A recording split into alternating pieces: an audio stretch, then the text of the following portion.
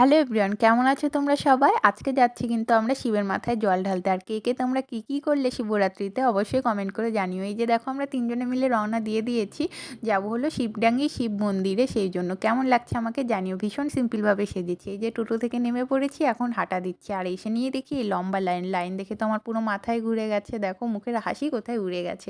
যাই হোক, রোদ্রের মধ্যে ঘোমটা দিয়ে দাঁড়িয়েছিলাম। তারপরে লাইনে দাঁড়াতে আমি মাঝখানে একটু অসুস্থ হয়ে পড়েছিলাম, পুরো মাথাটা ঘোরাচ্ছিল। তারপরে অনেক কষ্টে মন্দিরের সামনে এলাম, ঘন্টা বাজিয়ে নিয়ে এখন মন্দিরের ভিতরে ঢুকছিলাম। আর এত ভিড়, সেজন্য ভিডিওটা অনেক কষ্ট করে করেছি আর অনেক তাড়াহুড়ো করে।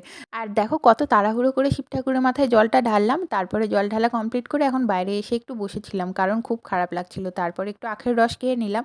আর আমরা এই সারাটা দিন কিভাবে কাটালাম পুরো ব্লগটা কিন্তু দেওয়া আছে, তোমরা চাইলে দেখে আসতে পারো।